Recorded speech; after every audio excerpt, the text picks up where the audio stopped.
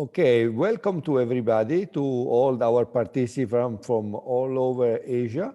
We hope to have all of you very much and very numerous.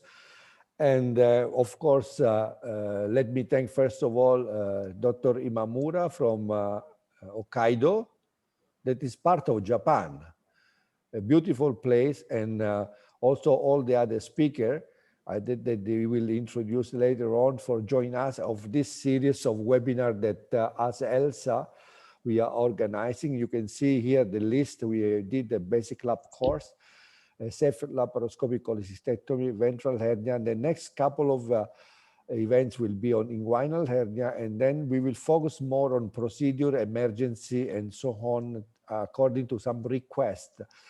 The structure of this course is a bit different from the usual webinar because it's a really hybrid course in which participants can get certification. The course is divided in three levels in which we have a lecture. The second part two will be a video master class in which expert will share video about procedure. And after that, after each part 1 and 2, you will have to take a MCQ test. If you pass about 70%, you will get allowed to go to the next phase. And the last one will be to get a certification. You should produce a video in which you perform the procedure, and the video will be analyzed by the group of panel according to the video assessment tool. And this is a part of a new program that ELSA is conducting. The course today will be introduced by, let me introduce now Dr. Imamura, that he will introduce the part 1 of this hybrid ventral hernia repair course. Dr. Imamura. Thank you for your kind introduction, Professor Manto. Hello, everyone, and thank you for coming to our webinar. I visited the National University of Singapore to see Romanto 3 months before the pandemic.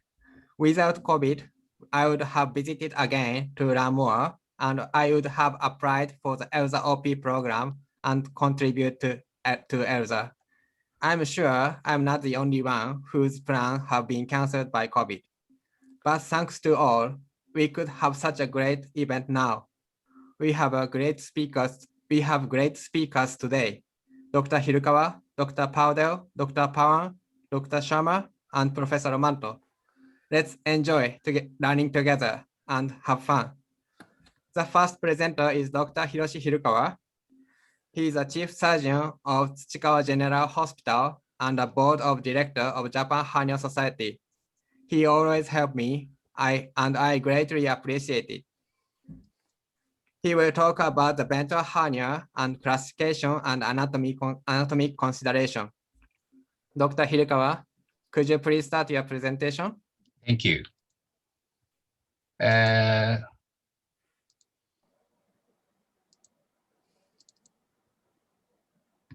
you see my presentation? Yes. Yes, okay. Thank you. Thank you for your wonderful introduction, Dr. Imamura. I'm very honored to have this opportunity to share my presentation in this ELSA webinar. Good evening, everyone. My name is Hiroshi Hirukawa from Tsuchikawa General Hospital in Niigata, Japan. I am chief surgeon of my hospital and responsible for about 250 hernia operations, including inguinal and ventral hernia every year. Today, my topic is ventral hernia classification and anatomic consideration. Oh, I have no sure why. Oh, this slide shows several types of ventral hernias treated in a hospital. They are different from each other, but all abdominal wall hernias. However, we cannot compare the clinical feature of these cases easily. In the absence of common way of comparison, it means compare apple and oranges. Therefore, a common classification is essential for comparison of treatment outcome, accumulation of treatment results, and establishment of standard treatment method.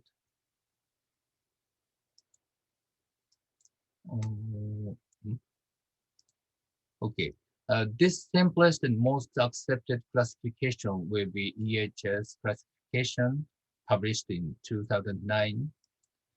I want to talk about this classification. In this classification, abdominal wall hernia were divided into two groups, primary and incisional. Postomal hernia is actually abdominal wall hernia, but excluded due to its special circumstances and treatment.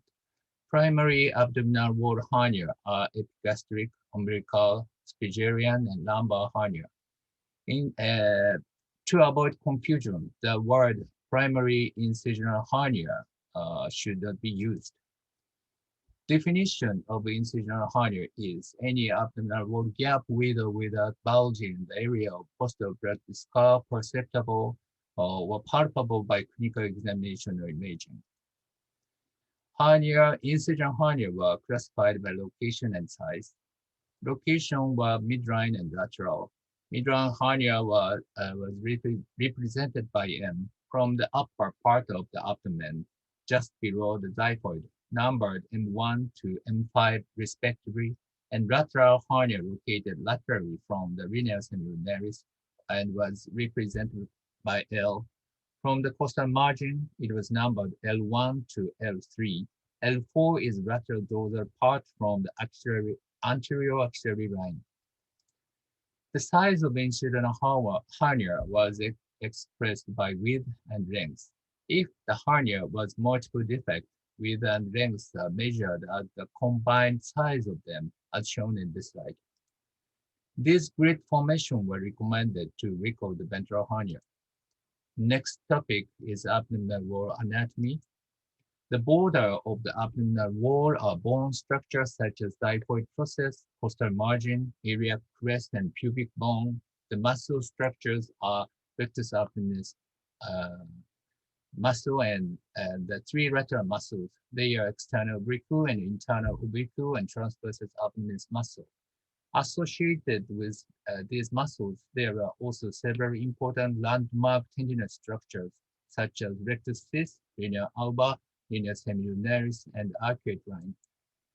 In the upper two-thirds of the abdomen, there are aponeurosis of internal umbilical muscles split into upper and lower lamina and encompass the rectus muscle, contributing to both the anterior and posterior rectuses.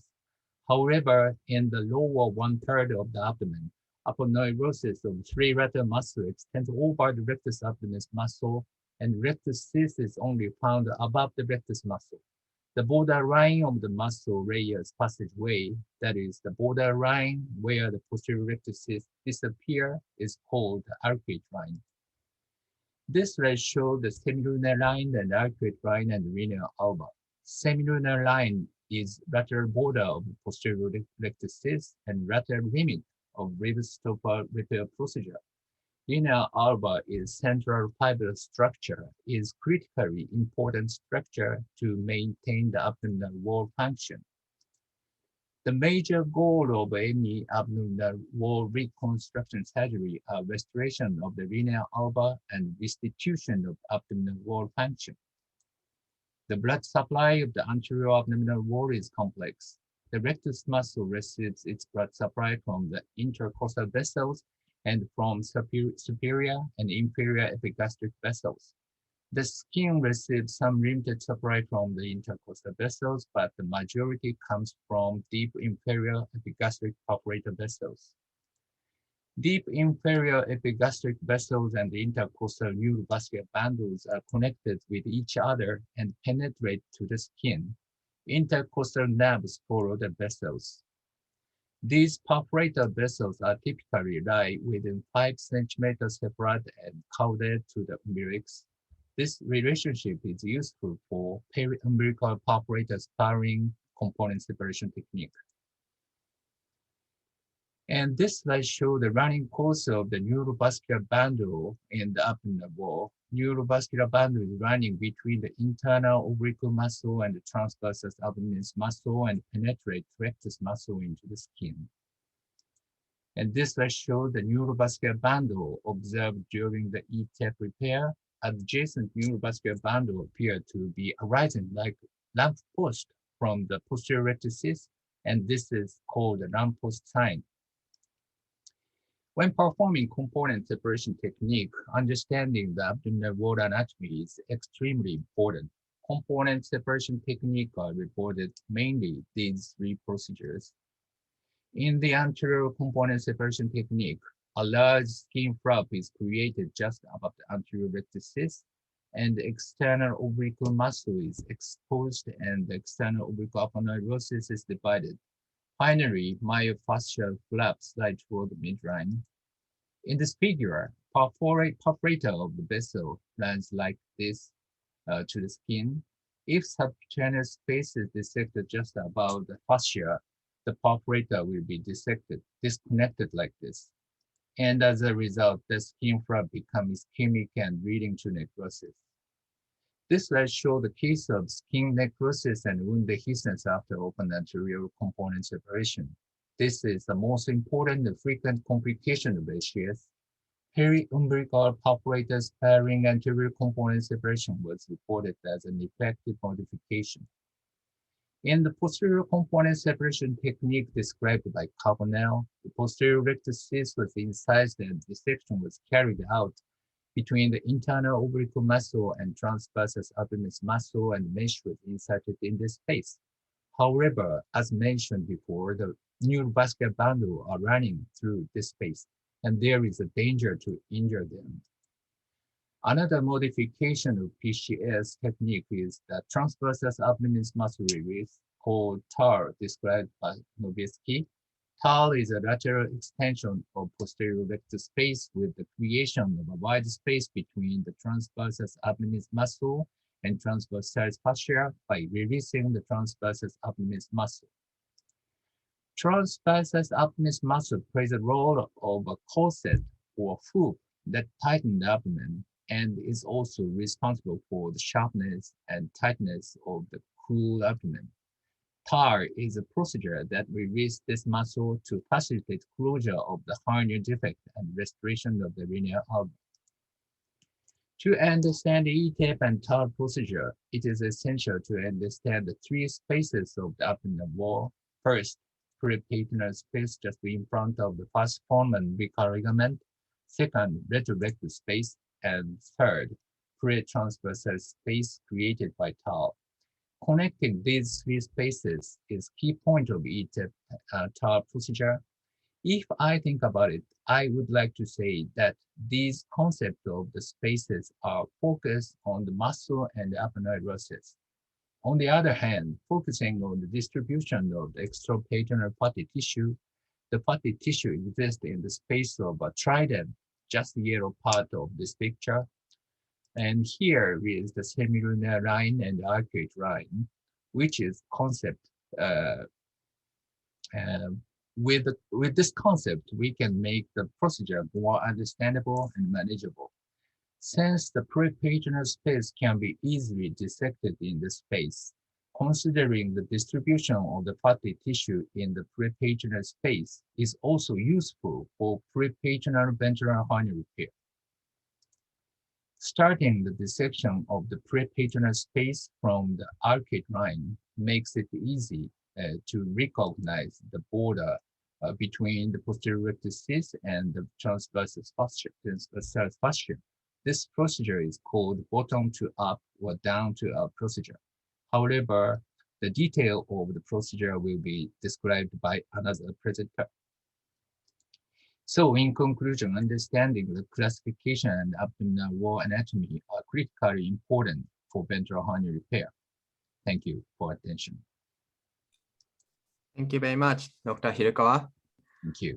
We would like to answer the questions from the audience in the end of the presentation. Yes. So I would like to introduce the next speaker. The next speaker is Dr. Sasim Paudel. He came from Nepal and he's working at Steel Memorial Mururan Hospital in Japan. Sasim and I are close friends and he is inviting me to his hospital tomorrow to operate a ventral hernia together. He will talk about preoperative assessment. Sasim, could you start your presentation? Dr. Hirokawa, could you please end the share screen? I cannot share. Yes. Stop sharing your screen. Yes. Okay, thank you.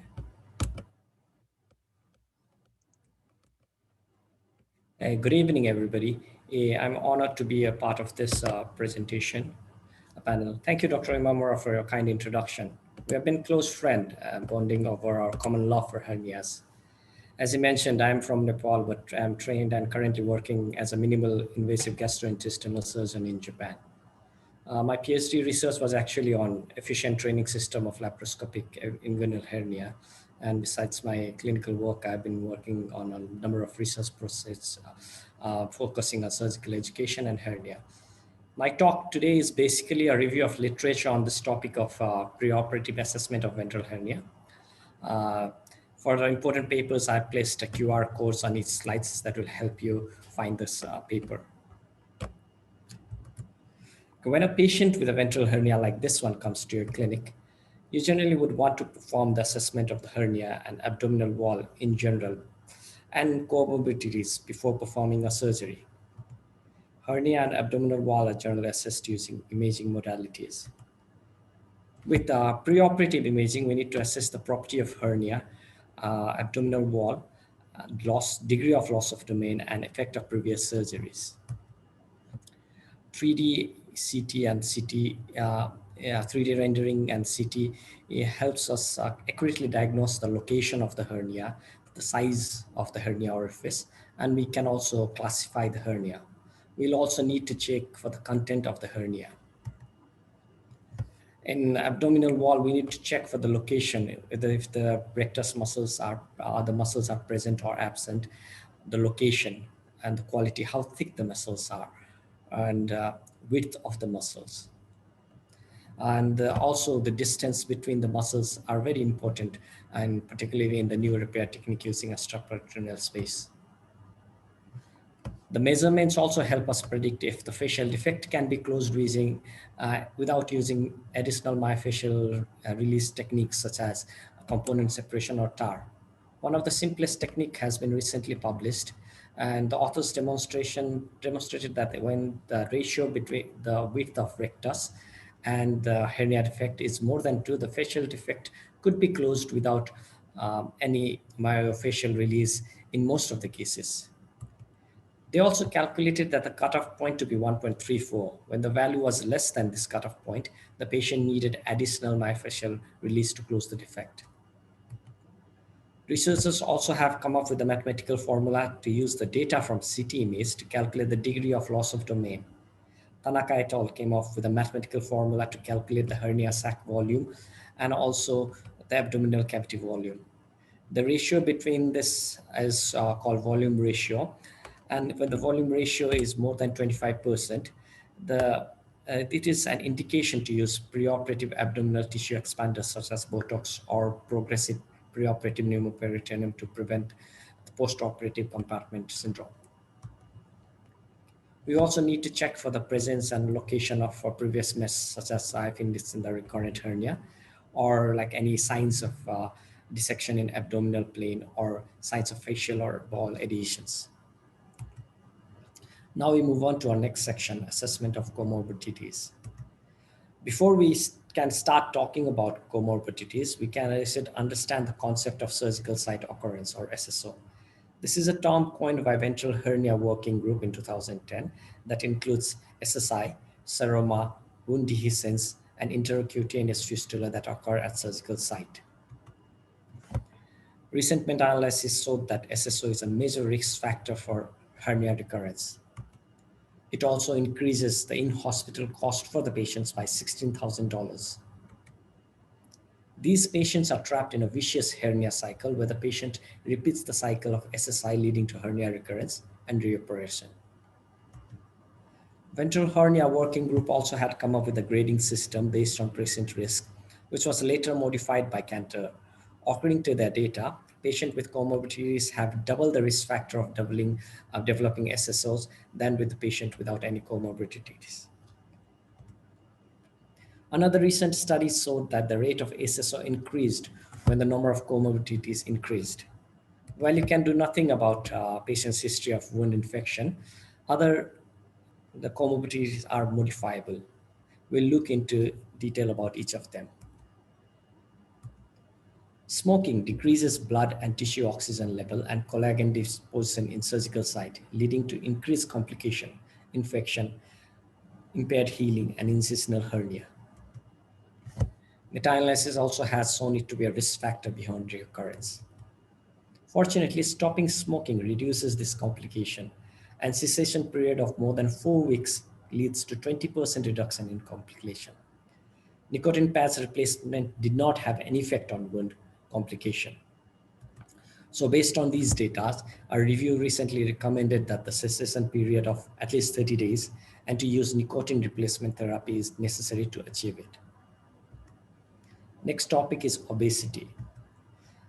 Numerous studies have shown increased BMI to be risk factor of recurrence.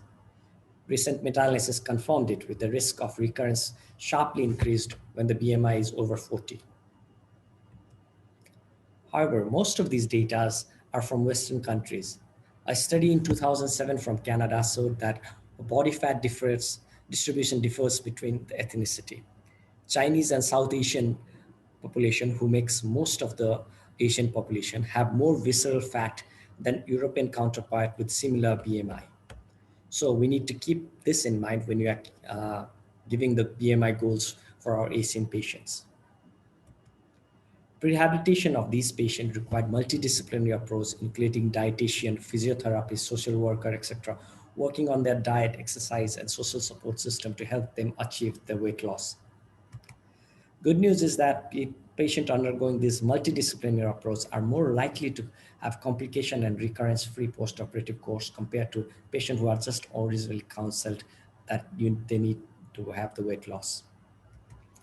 Review based on this evidence recommend that no elective repair to be done on patient of over BMI 50. Others authors have put this cutoff light at 42. Multidisciplinary approach, including dietitian and exercise plans, should be used with the realistic goals of weight loss for about 15 to 30 pounds. Bariatric surgery should also be considered for this patient to help them achieve the weight loss. Next topic is COPD. COPD is also known to increase hernia recurrence. It is known risk factor for several postoperative complications, so having a good preoperative control is necessary. However, there is a lack of robust evidence in the field of hernia repair, with very few studies on this COPD and ventral hernia.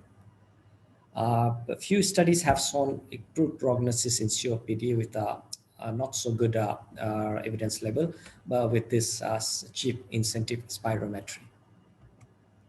Our last topic is diabetes. Several studies have shown it to be a risk factor for hernia. HbA1c level above 7 also doubles the rate of postoperative infection. SSRI rates are also seen in nearly 40% of the patient with postoperative glucose level of more than 140. Not only that, it also is associated with delay in starting solid diet, longer hospital stay, and increased total hospital cost.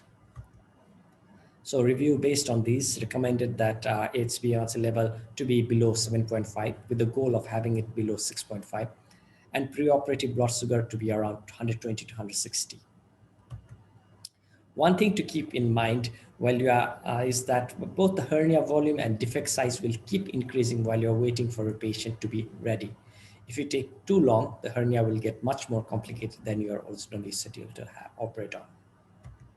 One tool that you can use to educate and motivate your patient is eTEP. It is freely downloadable from App Store and for Apple users. You can just answer 6 simple questions about your patient and get their risk and how much cost they have to pay based on their data. This can help patients understand how they're changing their modifiable comorbidities can impact their risk and save them money. This also has a very good page on hernia, patient education for hernia. I would like to conclude my talk by introducing this comprehensive pathway for abdominal wall hernia published by York Hospital recently. This open access paper is accessible through the QR code and the slide. It summarizes my lecture, and it has details of evidence-based 12-step for management of abdominal wall hernia, from preoperative assessment, patient education, preoperative preparation to postoperative management. Thank you for your attention. Thank you, Dr. Sachin. We have more than 200 participants through this Zoom and Facebook. If you have any questions, please don't hesitate to send through Q&A on Zoom or comment on Facebook. We will answer on chat or we will answer all after the presentation is done. Thank you. Thank you, Sasim. Great presentation. Thank you. Okay, let me introduce next speaker, Dr. Pawan from Thailand. Dr. Pawan is one of the top MIS experts in Thailand and works at Royal Thai Navy Hospital, Bangkok. And Dr. Pawan has experience of fellowships in bariatric and metabolic surgery in Taiwan, and also advanced MIS at UCSF Medical Center in the US. We have a lots of common friends. I'm really happy to become friends with you, Dr. Pawan. Could you start your presentation? Yes. Thanks, Dr. Imamura, for your kind introduction. Okay. Good evening, everyone. First of all, I would like to thank ELSA Outreach Program Committee to give me this great opportunity to share my experience in this webinar. It has been a very great honor for me to be here. My topic today is umbilical hernia today. So I will wrap up all the important information about umbilical hernia management and option of treatment of umbilical hernia in this lecture.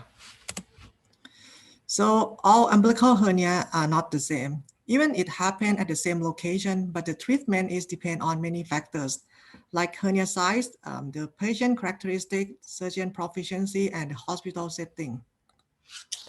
So let's start from the definition of umbilical hernia, which just mentioned by Professor Hirokawa. So the umbilical hernia is a primary ventral hernia with its center at umbilicus, which means around 3 centimeters above to 3 centimeters below the umbilicus. The classification of umbilical hernia is usually classified by the size to small, medium, and large. From the European and American Hernia Society guideline, it has been a little difference from ventral hernia and umbilical hernia classification. The small ventral hernia is mean the defect size less than 2 centimeters, but the small umbilical hernia is less than 1 centimeters. And the medium size umbilical hernia is the size 1 to 4 centimeters. And the large umbilical hernia size is means over 4 centimeters. The classification has been changed according to the management guideline, which I will discuss later. The management of umbilical hernia. All symptomatic umbilical hernia needs to be fixed to relieve the patient's symptom and to prevent the complication like incarceration and strangulation. And for asymptomatic umbilical hernia, watchful waiting can be suggested with the patient aware of 19% crossover to surgery in 5 years. From the meta-analysis show that the suture repair has more recurrence compared with mesh repair with the relative risk of 0.36. So the mesh repair is recommended for umbilical hernia repair. And what about the small umbilical hernia? From the Danish ventral hernia database show that the suture repair has more recurrence compared with mesh repair in umbilical hernia size less than 2 centimeters. And it has the randomized control trial show that suture repair has more recurrence compared with mesh repair in the hernia size 1 to 2 centimeters as well. And the meta-analysis of randomized control trial also showed the mesh repair not only reduced the recurrence, but also no difference in seroma formation, hematoma, chronic pain, and quality of life compared with suture repair. From all this evidence, we can conclude that umbilical hernia size more than 1 centimeter mesh repair is recommended to reduce the recurrence. But the evidence is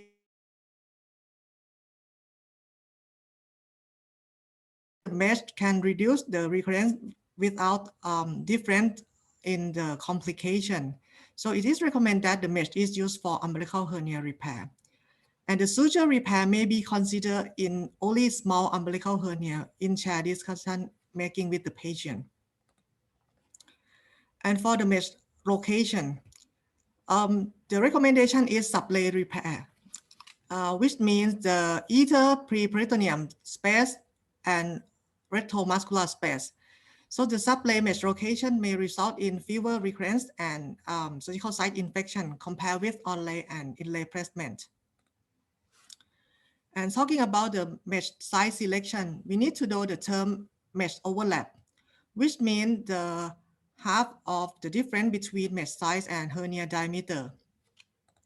In open repair, the study showed that if mesh overlap less than 1 centimeter is associated with the higher recurrence, and if mesh overlap more than 3 centimeters is what associated with the lower recurrence. And for laparoscopic approach, if we want the lowest recurrence, we need the mesh size, which is the mesh area to defect area ratio more than 16 times, or at least 4 times radius of the defect. For example, if the hernia size is 2 centimeters, the recommended mesh size is 4 times, which means 8 centimeters, and you will have the mesh overlap 2 centimeters. Or if the hernia size 4 centimeters, the recommended mesh size is 4 times, it means 16 centimeters, and you will have the mesh overlap 6 centimeters. When compared the open and laparoscopic approach, the open ventral hernia repair was associated with the wound complication, higher wound complication and duration of hospital stay, but the shorter operative time. And the laparoscopic approach associated with the higher risk of intra-abdominal complication. The standard approach for laparoscopic surgery is the IPOM, or intraperitoneal onlay mesh repair. And the study show closure of the fascial defect significantly reduced the early seroma formation and long-term recurrence. So IPOM with defect closure, so-called IPOM plus, is the recommendation technique for ventral hernia repair. And to avoid intraperitoneal mesh-related complication, all new minimal access sublay procedure like VETEP, VTAPP, robotic eTEP, MILOS, or eMILOS are acceptable. And you will learn all these techniques by Professor Imamura in the following lecture. And all this evidence come up with this guideline. So this is the guideline for umbilical hernia and epigastric hernia repair from European and American Hernia Society, just published last year. This slide shows the suggested algorithm for treatment of symptomatic umbilical hernia in the guideline. So when you have the small umbilical hernia, 2 centimeters overlap, or suture repair with non-absorbable or slowly absorbable sutures. And for the medium size, you can do open preperitoneal flash mesh with 3 centimeters overlap, or endoscopic approach with preperitoneal or retromuscular mesh with 5 centimeters overlap. And for the large umbilical hernia, you can treat as incisional hernia, either open or laparoscopic approach. So what about preform mesh? The preform mesh is the mesh that has the spatial design to facilitate mesh deployment. The benefit of the preform mesh is it can shorten operative time and no difference in recurrence rate. But the drawback of the preform mesh is it has more overall complication. And if you have risk of intra-abdominal complication, either deployment system and barrier failure. This is the example of the complication. This is like mesh shrinkage, mesh curring, adhesion, and mesh coupling. And other drawbacks are this mesh has higher cost compared with the flat mesh, and this mesh have limited size available. So this is the example of the case. This case has the 2 centimeter size of umbilical hernia. And we did the preform mesh for this patient. So we create the infra-umbilical incision and take down the hernia sac and bring the content down, and then we measure the defect size. And we put the preform mesh in the intraperitoneum space. and check for the positioning of the mesh. When a mesh sit in place, we suture the mesh to the abdominal wall.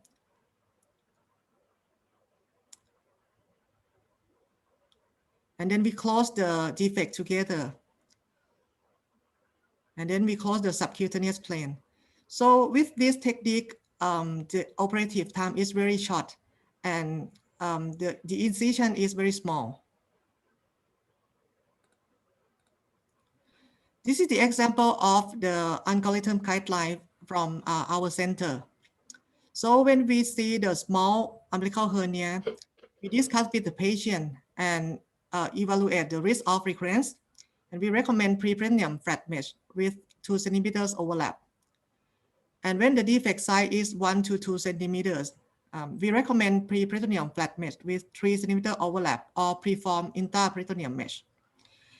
And if the defect size more than 2 centimeters, we have many options like VETEP with self-fixate mesh or flat mesh with fixation, IPOM plus with composite mesh with fixation, or hybrid lap with assisted with open technique. And if the patient with umbilical hernia present with diastasis recti, if the defect is small, we usually do the scalar approach, subcutaneous or lay approach for diastasis recti repair. And if the defect is large, we do lap IPOM plus. So for the combination approach, the common are the laparoscopic assist open umbilical hernia repair and the robotic assisted laparoscopic umbilical hernia repair. But in my hospital, I don't have the robot yet, so I don't have the experience about the robotic surgery. This is the example of the combination of lap and open technique.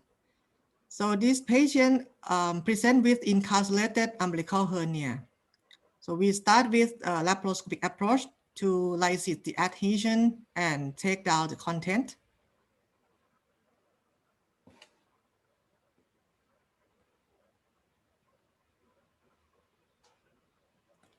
And you will see the defect clearly on the laparoscopic view.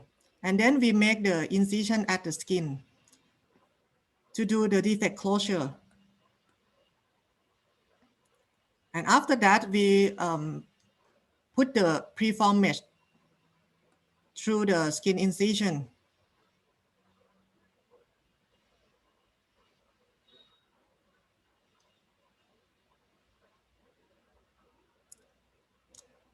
And then we suture the mesh to the abdominal wall.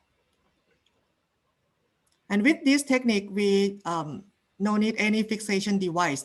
And we can check the position of the mesh really clear from the laparoscopic view.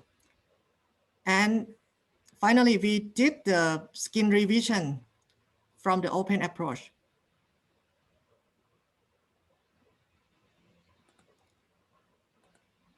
This is another example. So we did the laparoscopic first to see the lesion, and we found that this patient has one lesion about 2 centimeters and 2 small lesions above. So we did the open defect closure,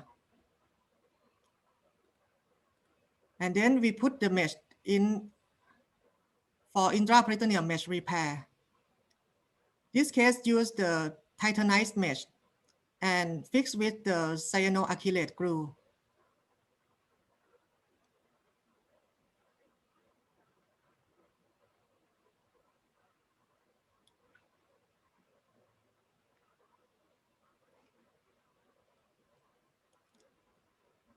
And this is the end of the case.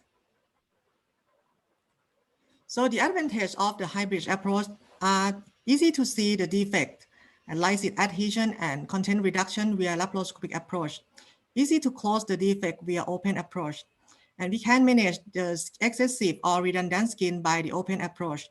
And easy to place the mesh and fix via laparoscopic approach. This is another example of the patient who have the laparoscopic IPOM plus.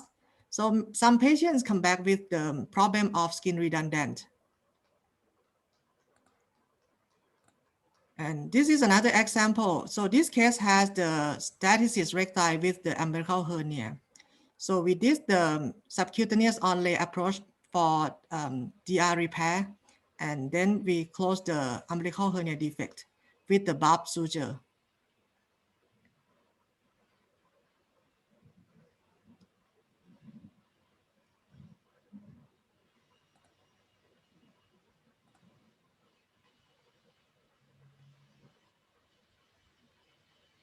So when we finish suturing, we put the mesh in.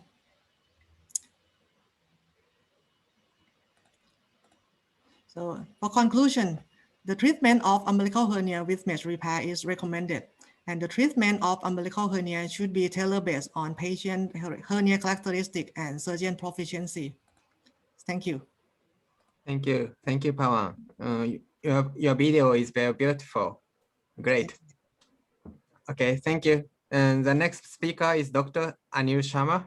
Dr. Anil Sharma is a director of Max Institute of Laparoscopic, Endoscopic, and Bariatric Surgery in New Delhi and very famous expert in our field.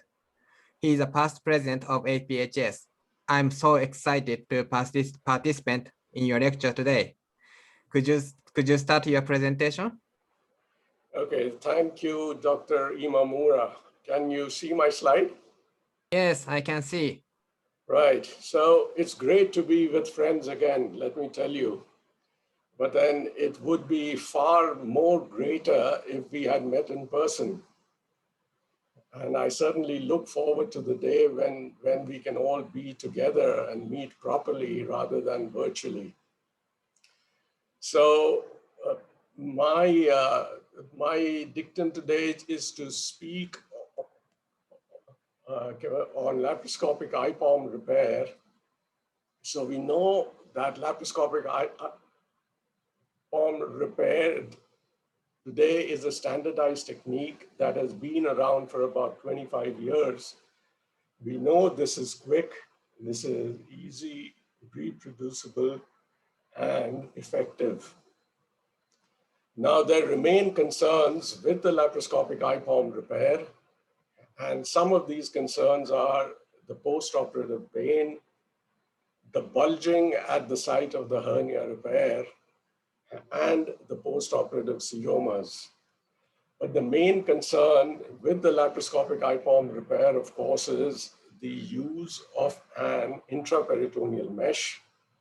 And some of the concerns are the likely postoperative adhesions, the mesh shrinkage, the chronic pain, and some surgeons believe that this operation makes subsequent operations challenging. The position statement, however, is this, that the intraperitoneal placement of a prosthesis that is specifically produced for laparoscopic ventral hernia repair is safe. Now, this was stated in 2015, and this, of course, holds true even today. Now, the laparoscopic IPOM repair itself, we know, is safe. And this is a study that I like to quote very often, because this is a population-based study of a few thousand patients for 5 years. And this states that the incidence of mesh-related complications is lower with the laparoscopic repair when compared with the open repair. So now, currently, the hernia surgeons worldwide seem to have a choice for most midline hernias between 2 and 8 centimeters. And the choice is between a laparoscopic IPOM repair and a laparoscopic retrorectus mesh repair, which includes the eTEP repair and so on, which I'm sure our friend Dr. Imamura will be speaking about. So rapidly comparing these two techniques just in a couple of minutes. Now, the Intraperitoneal repair, as far as the access is concerned, we know is minimally invasive. There is no collateral damage with the intraperitoneal repair. But with the retrorectus mesh repairs, there is midline collateral damage because the medial aspect of the posterior rectus sheath needs to be divided from top to bottom to make the space to place a retrorectus mesh. Now the mesh itself, in both repairs, this is where the retrorectus repair scores big, because with a retrorectus repair, we know that the mesh remains extraperitoneal, which is a big advantage. You can use a plain polypropylene mesh, which makes it much cheaper. And of course, there is minimal mesh fixation required for that compartment, which means lesser pain. Now, the surgical procedure itself, of course, the intraperitoneal mesh repair is quick, is easy, and is fairly readily reproduced. But not so with the retrorectus mesh repairs. They take much longer and they are more difficult to perform. The post-operative pain, in the two groups, of course, is more with the intraperitoneal repair because of the penetrating fixation that is required for the mesh. And since there is less penetrating fixation required with a mesh in the retrorectus position, the pain is much less with the retrorectus repairs. Now, the latest guidelines that we have of 2019, where we all sat together, and we in fact noted that now there are several newer endo-laparoscopic procedures that have been created for hernia repair. Now, some of these procedures have favorable short-term outcomes, but we need much longer-term outcomes to finally know. So the question that I'm asked sometimes is that now in these days, do you think laparoscopic IPOM is still the gold standard? Well, from my point of view, it was never the gold standard because the laparoscopic IPOM repair was not the perfect surgical repair. But as things stand today, certainly the laparoscopic IPOM repair remains the standard surgical procedure for most ventral incisional hernias of the abdominal wall. Thank you very much. Thank you very much, Dr. Sharma. I agree with you. IPOM is still the standard. Most of the surgeons will do the IPOM repair. I agree with you. There are lots of debate in my country too. Okay, thank you very much. Next, I'd like to present my presentation. Okay, can you see my slide? Yes. Okay, thank you. Okay, hello everyone. When preparing for this presentation, I was thinking about how I felt when I started the eTEP technique 2.5 years ago. Initially, the technique seemed to be very effective and reasonable and very attractive approach. However, after operating more than 40 cases, I have now realized that great caution is necessary when we start a new technique. So that's why I'd like to explain how to start eTEP today. My name is Kiyotaka Imamura, a hernia surgeon at Teinekei Jinkai Hospital, Sapporo, Japan. My disclosure. For the next 15 minutes, I'd like to explain extraperitoneal ventral hernia repair while keeping these goals in mind. First, to understand the types of the extraperitoneal repair. Second, to understand the advantage and the disadvantage of the extraperitoneal repair. Third, to know how to introduce eTEP to your clinical practice. Lastly, to understand the key steps and the specific complications of eTEP. Let me start by giving you a short overview of extraperitoneal ventral hernia repair. What does extraperitoneal mean? This figure shows that international classification of abdominal wall planes to describe mesh insertion. In the extraperitoneal ventral hernia repair, we use these 4 planes: retromuscular, transversus fascia, preperitoneal, retrorectus. And this figure shows that the trend in the incisional hernia repair, which came from Hernia Med registry. You will notice that open sublay repair increased and wrap IPOM decreased.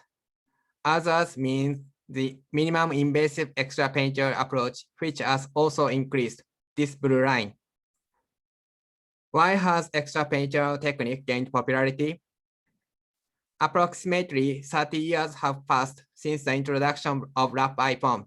Unfortunately, further complications were observed.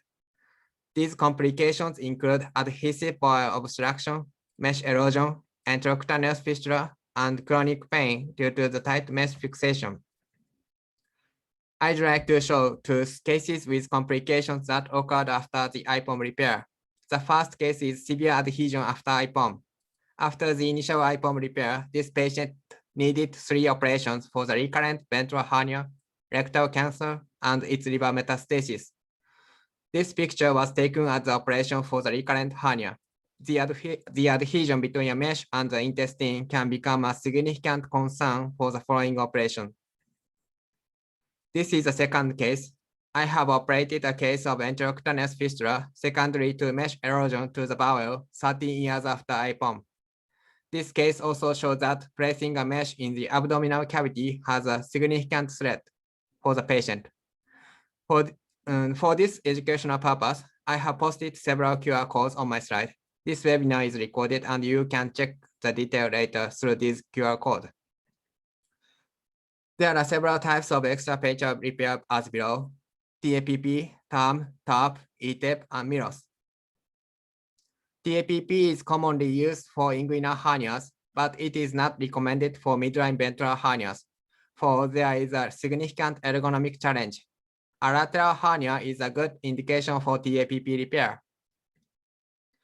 MILOS is also a minimum invasive technique. It uses a small skin incision directly above the center of the hernia defect. MILOS is endoscopic MILOS variation. The last one is the eTEP. eTEP means the enhanced view totally extraperitoneal technique, which Professor Dias introduced for inguinal hernia repair in 2012 in this paper. Furthermore, TAR means transversus abdominis muscle release and was introduced by Professor Novituski for large ventral hernias in this paper. I want to add some more explanation about TAR. This is external oblique, internal oblique, and transversus abdominis muscle. After cutting the medial edge of the transversus abdominis muscle, we close the posterior layer.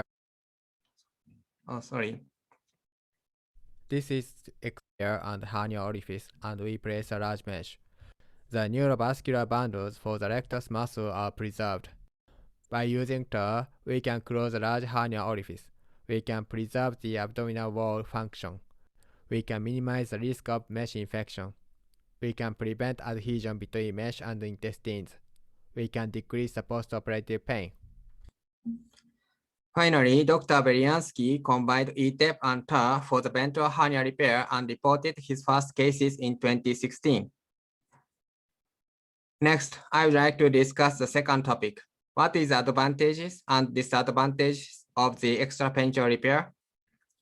The advantages of extraperitoneal repair is the retromuscular positioning of the mesh permits the integration of both sides, providing the repair with superior tensile strength. Second, costly coated mesh is unnecessary. Third, the intra-abdominal pressure pushes the mesh against the abdominal wall. No minimum fixation is necessary in most cases. Considering these features, the quality of the operation is improved with less cost, which means eTEP will be the high-value technique. I would like to show the comparison of the cost between wrap IPOM and eTEP TAR. In the IPOM, we use an expensive composite mesh and tackers. The cost differs from country to country, but in my practice, I can save more than $2,000 in one case with eTEP than with lap IPOM. Even if you use an ultrasonic dissection device and a balloon dissector during eTEP operation, the overall cost becomes less than IPOM.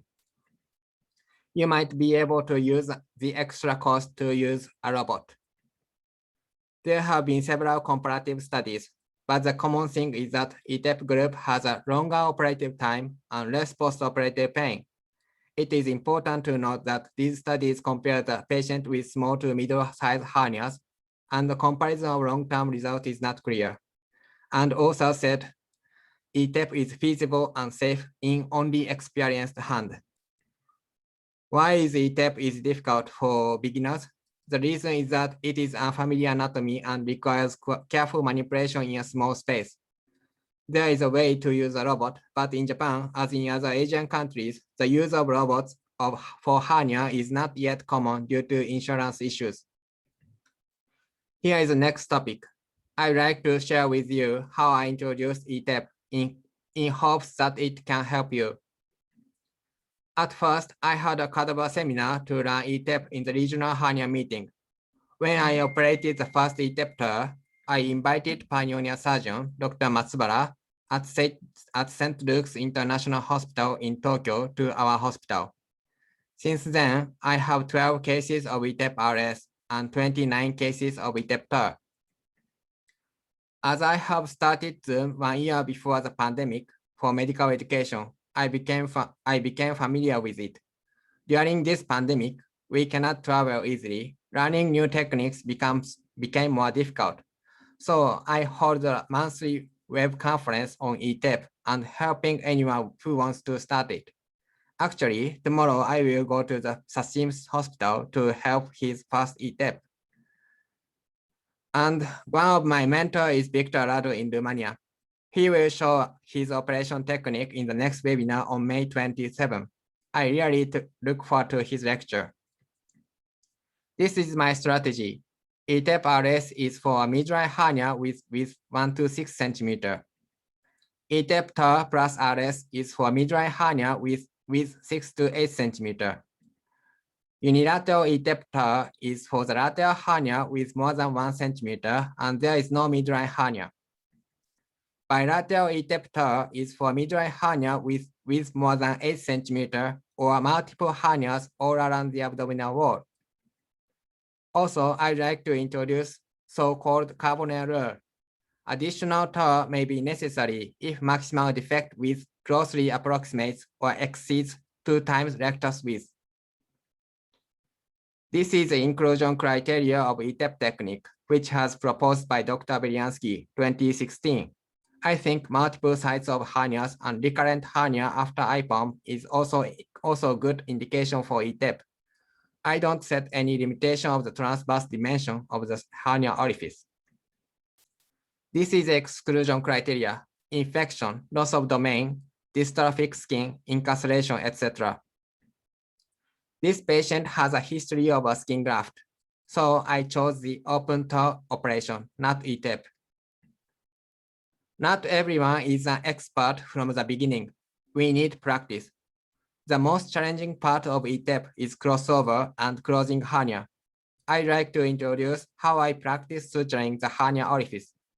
I developed a way to practice suturing at home with other surgeons using Zoom. If you want, I can practice together. This video shows how I practice closing the linea alba. Patient selection is very important for your success. Which cases to select for your first eTEP? If these conditions are met, it is called a simple hernia, middle line and reducible, narrow defect, wide rectus muscle, no scar in upper or lower abdomen for easy crossover. These are the good conditions. From the anatomical standpoint, this case fits the criteria of easy eTEP.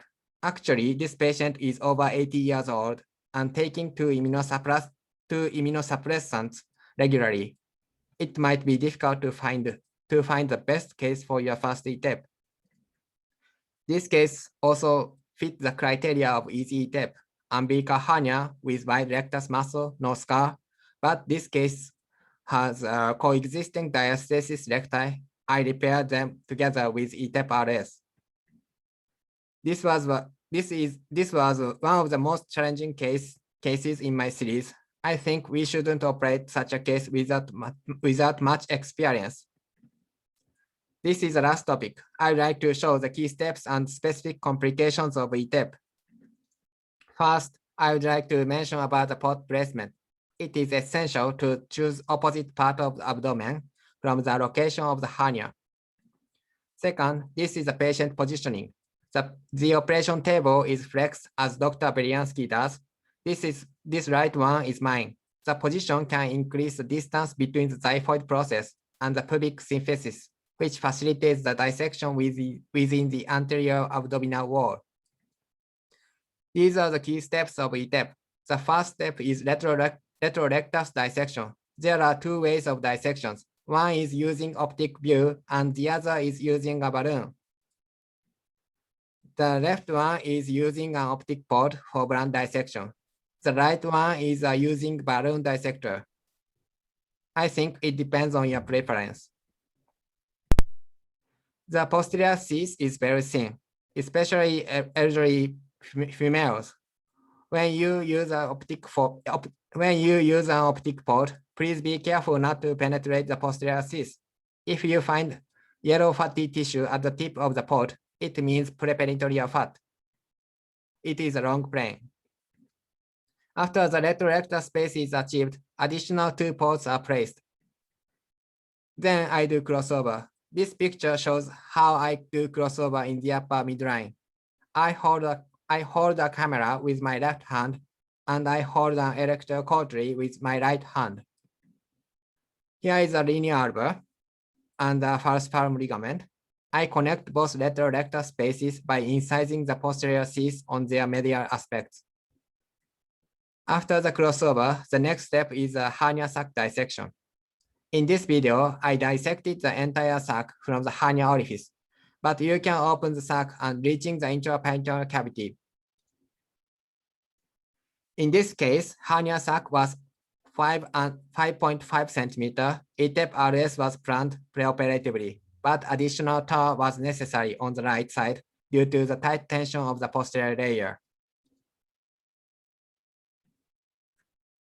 There are several complications of eTEP. I'd like to focus on the intraparietal hernia. It is a dehiscence of the posterior cyst closure, resulting in an intraparietal hernia in which the viscera may become incarcerated between the mesh anteriorly and the posterior cyst. I had the intraparietal hernia in the second case of my eTEP RS. This occurs 19 days after initial operation. I suspect the cause is leftover of small holes of the posterior layer. Before we wrap up, let me summarize what we discussed so far. Extraperitoneal repair is promising, but it is a relatively new technique. Excellent knowledge of anatomy and advanced laparoscopic skills are essential. That's for today's presentation. Thank you for your attention.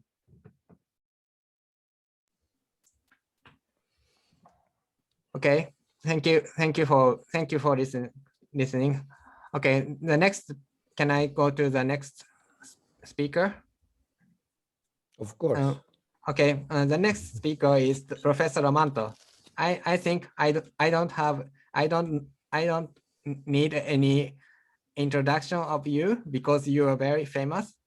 Dr. Romanto is Secretary General of ELSA, and he always teaches us a lot. We are very honored to be with you. Thank you, Romanto. Could you start your presentation? Yes, thank you. Thank you. Thank you, Dr. Imamura. Thank you to all the speakers and all the participants. We have a good representation. I really enjoy the lecture, and I always learn from all of you, from the anatomy to the preparation of the patient. Umbilical hernia, always excellent lecture, and we hope to create an online course with all the content that we have shown. Let me talk about, as a last topic, about managing complication in ventral hernia. A procedure can be learned, can be mastered, but I think complication may happen. So we need to also understand how to handle the complication and how to avoid it, first of all. Doesn't matter in a wide range between 5–30% in a laparoscopic, endo-laparoscopic approach, about 30% in open approach because more dissection, more wound-related complication. This is my experience in the last 10, 12 years, 15 years. Why I'm showing this one, not for show off, but because I think we learn. We learn for patient. I think Imamura showed how he learned after 40 patients, how he changing and modify his technique, his indication. I think every patient we learn because when you do cases, you have a complication. And I have my 3 cases of bowel injury, I must say, all in the first early stage. Because why? Then I learned how to handle bowel adhesion, and I will share with you. And of course, seroma is probably the most common complication, especially when you do large hernia. And I learned also how to reduce the seroma rate, how to reduce the risk of wound infection, how to reduce the recurrence, and also the conversion rate, and to reduce postoperative pain. That is one of also the other issues. So a lot of complications. So we learn from 0 to 100, 500, 1,000, and we also change our technique and we improve our technique. That's why later on we have much more and better results. So once you get familiar with the complication, you start to have a prevention strategy, a risk reduction strategy, we call it there. So how to do? I think we need to have a correct approach that goes to the indication. You must do the correct surgery in the correct patient. Of course, technique, and then of course, handling when it happens. So the lecture was beautiful by Dr. Sassim. I think the important things is to prepare also the patient. Choose a patient that is the right for your experience. All the patient can be done, but depends also on your surgical experience. So for laparoscopic, I think probably the best indication is around below 10 centimeters, larger than 3–4 centimeters. Before I used to do even smaller, but then today with by one show for umbilical hernia up to 4 centimeters, I do an open IPOM or open retromuscular repair that works quite well. But of course, there are patients in which you must do an open surgery that is still very well, in which you have a loss of domain, a patient that got already 2–3 abdominal surgery, a patient with have respiratory distress, and so on. So we still need to be able to do many surgery. While in other cases can be challenging, and then in this patient, the risk of complication is much higher. So when you handle patient with obesity, previous surgery, adhesion, the risk is much higher. So this is very important. Look at the patient, prepare the patient because we are talking with about benign disease. There is no way to rush. Fix the patient diabetes, ask him to stop smoking, reduce the weight by putting in a program of weight loss. So prepare your patient adequately. Do a CT scan in case of incisional hernia. You don't need to do in case of primary hernia if the hernia is not that big. But if you don't suspect any loss of domain or any incarceration, so do a CT scan when it's selected. And then you choose the patient accordingly. So you do, there is a difference between these two cases in treatment. You cannot do a case that is an IPOM in the left side or on the right side. So that's where you have the difference. Then about surgical technique.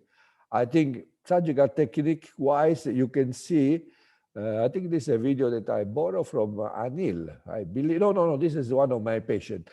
Varus needle entry. Yeah, you can enter the stomach. So you must be careful from the beginning. If either you use varus open technique optical view, especially in obese patient, you may have an injury. Nothing much. You can just close the defect and proceed. Nothing to worry. Use the safer way to enter the abdomen. If the virgin abdomen, you can do anything. If the patient is already operated, maybe you choose palmar point or you go in a place that the risk of adhesion are much less. Then adhesiolysis, probably this is the most challenging. Abdomen is always full of surprise. As we see in this case, use sharp dissection, leave the peritoneum on the bowel, not vice versa. That's I learned. So when I see bowel attached, I go on the preperitoneal space and I reduce everything. That's why my number of bowel injuries are very, very low. Use high energy, yes, when there is a, especially a mental adhesion, when you don't have bowel attached, I think it will speed up and reduce the oozing of bleeding.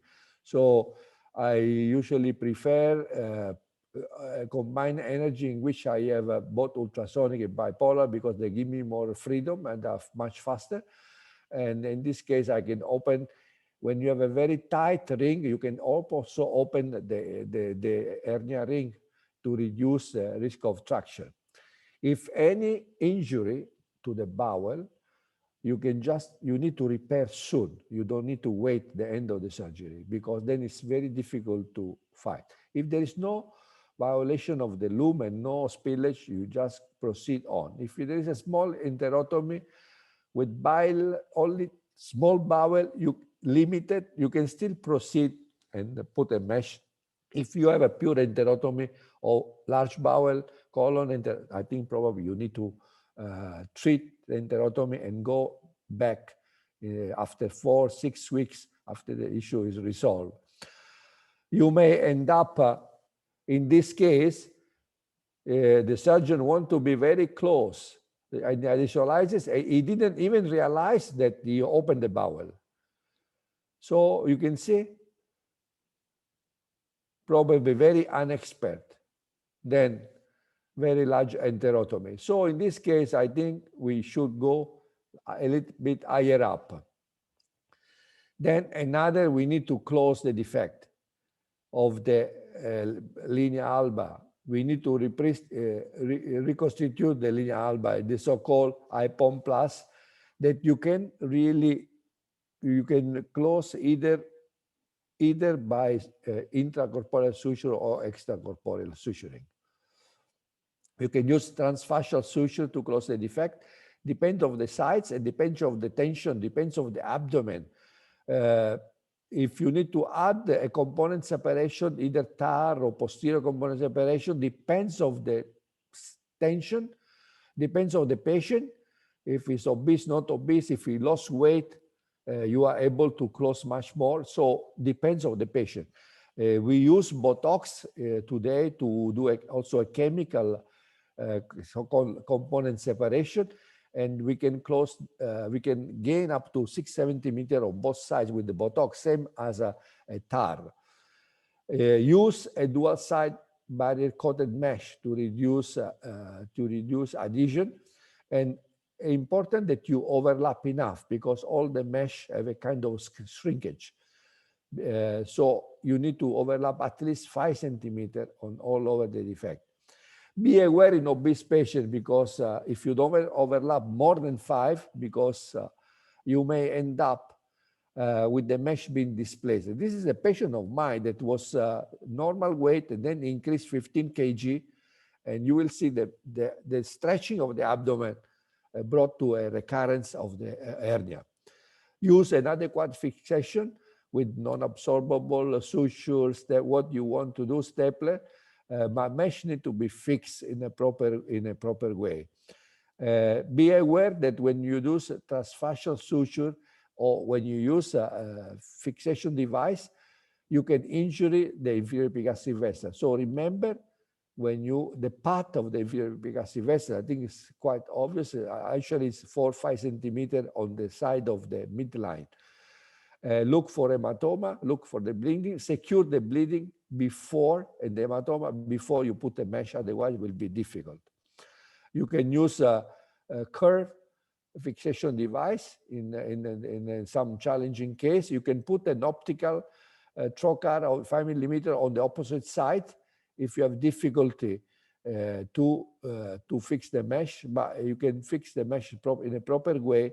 You can see very nicely using a nice view. For difficult area, what are the complications?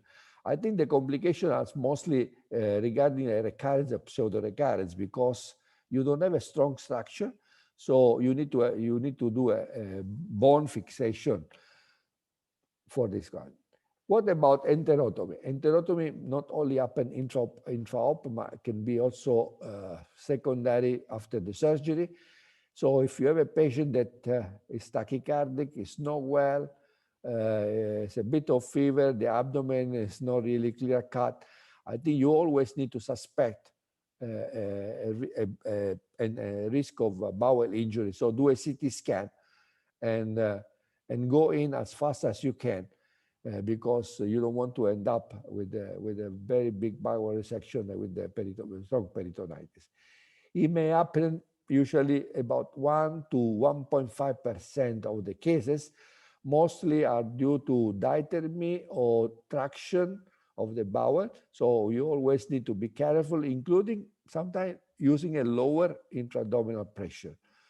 As I say, use a CT scan if you have any risk of bowel perforation. Another complication, late complication, is a mesh infection.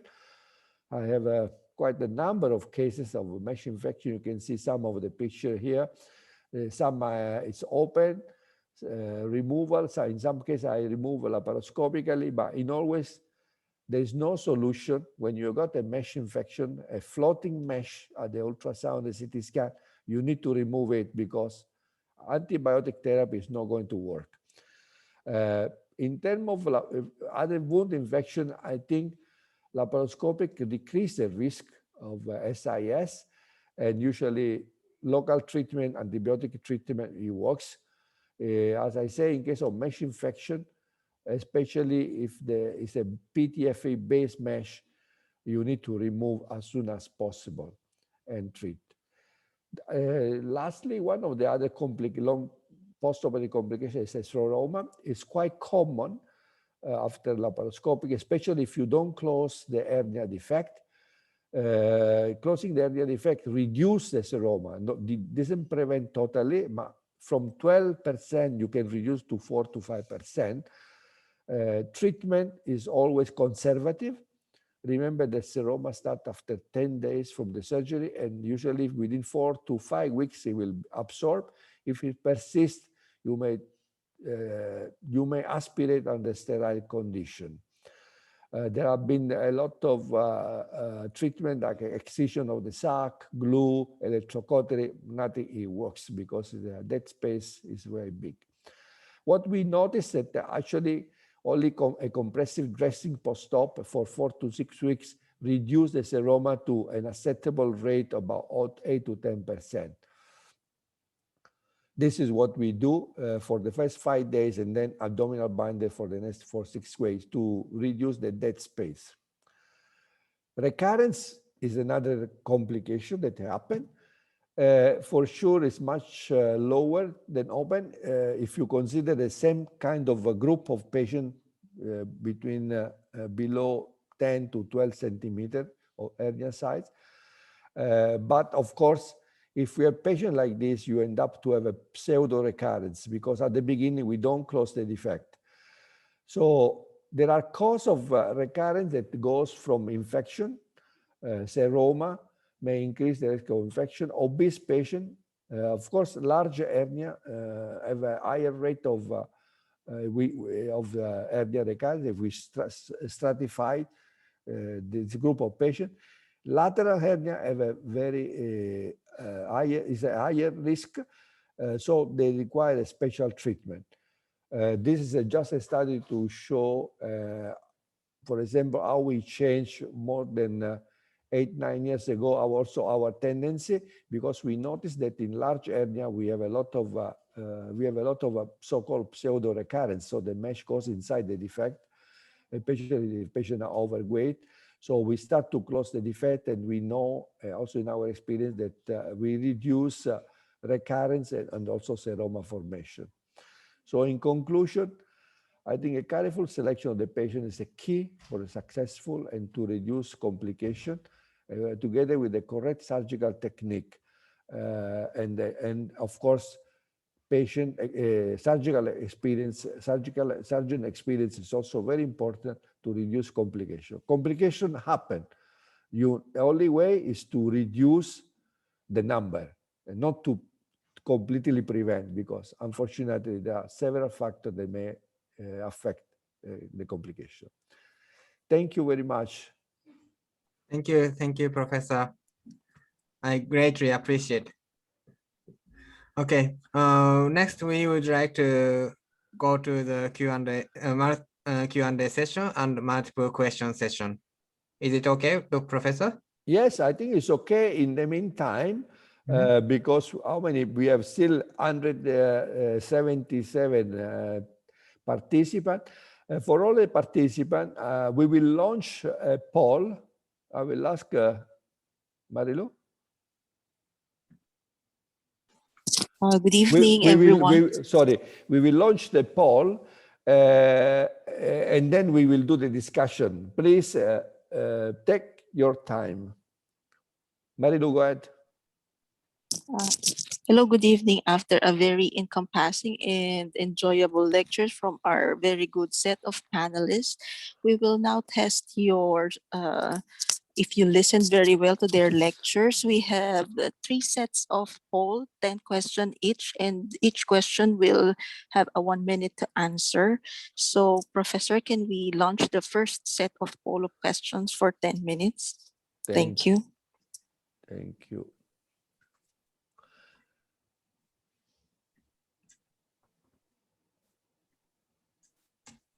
Okay, go ahead. I think we can start the discussion. Okay.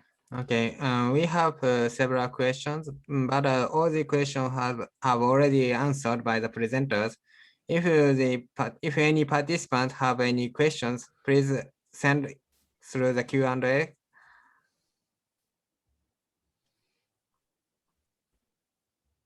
Okay. If we can ask ourselves between the presenters, is it okay for all the presenters? Okay. And okay, do you have any questions, Pawa? Or I'd like to ask you, how do you run Scholar technique in your clinical practice? Yes. Okay, thank you for your questions. I usually use the Scholar technique for the umbilical hernia with diastasis recti that not big, because I try many approach, and I found that this approach is good for the diastasis recti that not very big and very easy to learn, because the plane is very easy to find, and you can see very clear on the edge of the rectus sheet, and the close with the suturing is easy. And the caution of this technique that usually be comment is seroma. So I usually put the drain on in every case. So, but if the defect is big, I think the Scholar approach is not have the good result. So maybe I change to another approach. I see. Okay. I realize. Thank you very much for your question, and Pawa. I realize one of the audience raised their hands. Professor Dr. Imamura, Yes, please. can I ask about the Scholar technique for the umbilical hernia? Yes, please. If I perform Scholar technique to umbilical hernia cases, I worry about the infection because the mesh was placed just under the skin. how about the infection, Dr. Pawang? Thank you for your question. In my practice, I didn't have any case of infection yet, but that, yes, that is the concern. So I think the key is carefree about the skin, not to excise through the skin, and prevent the seroma. I think is the key. I want to separate the mesh from the skin.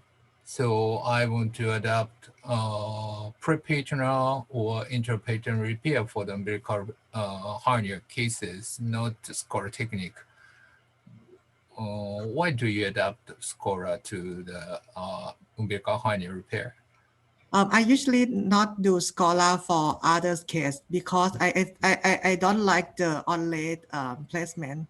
I discussed before. I usually do the sublay placement, but the SCORA is easy to close the diastasis recti. Yeah, that is the only reason when I use SCORA approach. Yeah, but you're right. Yeah, the sublay technique is better, I think. Thank you. Thank you, Kiyotaka. Thank you, Pawang. Thank you. May I ask something? It's quite interesting, Pawan. I start to do the ventral X or ventral patch position IPOM. Now I move towards more extraperitoneal placement. What is your attitude? You are still do equally more IPOM or extraperitoneal, or only IPOM? So my practice is now I move to retroperitoneum because like Imamura Sensei discussed, mainly is the cost, and because much cheaper with the retrovascular repair, and the result is I think is comparable.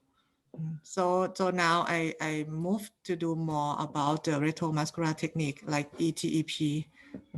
And for the preform mesh, I used in the small umbilical hernia because it's very easy and very short operative time. No. I'm talking about umbilical hernia in the preformed mesh. Before I used to position an IPOM fashion, but now I do more retromuscular or preperitoneal. What is your, where do you put the preformed mesh? I have the preform mesh in the retromuscular plane. Yeah. Retromuscular plane. Yeah, I put in only intra-abdomen, yes. Oh, IPOM. You put IPOM, the preformed mesh. Okay. No, I did the IPOM. I start with IPOM position, but now I move when I can more retromuscular or preperitoneal actually. Okay, good. Professor, yes. But I always follow your suggestion. I think experience also. I noticed there's less ileus post-op, a bit less pain. I can discharge the patient same day if I do preperitoneal compared to the intraperitoneal. Okay. Hello, Rakesh. Hi, Prof. Nice to see you. Nice to see all of you, and very interesting lecture, Prof. Do you know Sashim? I heard about him, but we haven't met personally. Yeah, we tried to meet. Hi, Sashim. We need to go to Hokkaido to meet him. So, Professor, one question from me. Like, we are seeing a lot of patients with diastasis recti. So, what's your suggestion regarding that?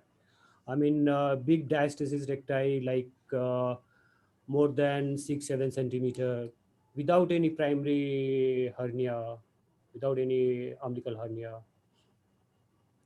I mean, specifically if they are symptomatic and willing for surgery. For me? Yeah, Prof. Oh, I always, because I move towards from non-closure to closure. So if there is a diastasis, I always approximate the muscle. I close the linea alba. I either close, depends on the size, I either close intracorporeal suturing or transfascial, or sometimes I use transfascial, then I overrun.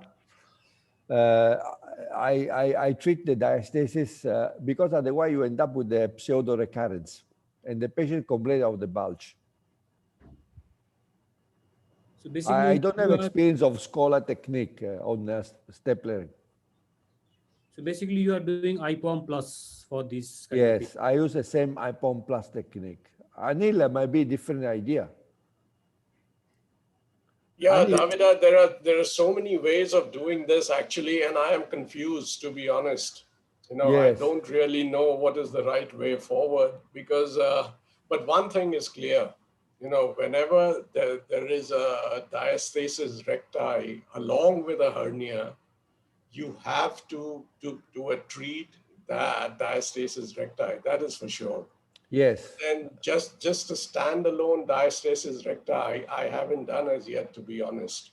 No, me too. I don't do a pure diastasis. We don't do. Yeah, Only if there is a that concomitant hernia. Correct. Prof, next poll. Sorry, okay. Okay, we are ending then poll number 1. We have a good 90 people, almost 84, 85. It's increasing. Let's wait for a few minutes. Let's wait for a few minutes because we are really, many people are still doing. In the meantime, what is your, let's say, what is the Japanese experience of the rectus diastasis? It is a hot topic here too. We have many rectus diastasis patients, but we don't have enough evidence. So we are now confusing which approach is best. I have no experience of the scholar, so I'm asking Pawan, how do you introduce scholar to your practice? He said it's easy, so it is. It is good for me because scholar is very attractive for me. But the most concern is skin ischemia. I think there is a very thin skin layer on the top of the scora. So I'm worried about the skin ischemia.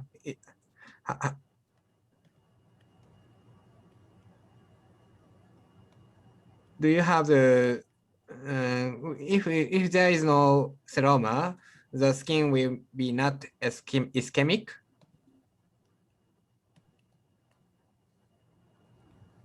That's a question. For the scholar, Pawan. Oh, okay. I think, is it the same plane as the anterior component separation? So I think the concern is the same. So if we don't do too much dissection and we have enough the thickening of the thickness of the subcutaneous plane, I think skin not ischemia. Yeah, but we should very careful at the area of umbilicus, like Dr. Hirokawa said.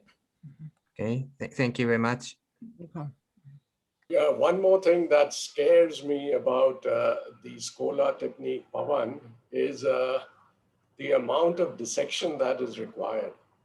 You know, you have to in fact create a raw surface for a large area beneath the skin, the skin and subcutaneous, and between the subcutaneous and the anterior rectus sheath. So there is a very large raw area that is created for the operation. And I know of many surgeons who have kept drains for as long as a few weeks. And that becomes a little bit of a scare for both the surgeon as well as the patient. So what is your experience with drains and Scola? Yes, thank you, Dr. Sharma. Yes, I always put the drain on, and I usually keep the drain maybe 3 to 5 postoperative day. And if the drain still coming out, I keep it longer. But all of my patients can remove the drain before 1 week. Okay, thank you. Welcome. But I have very selection. I mean, I did only not big. The diastasis, the diastasis side that not that big.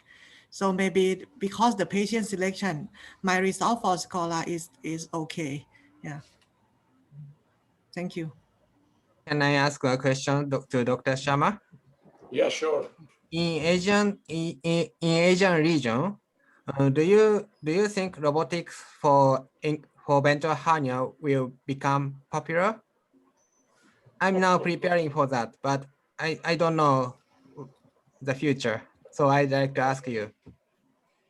Yeah, perhaps, you know, in this area, Japan and Singapore will show us the future.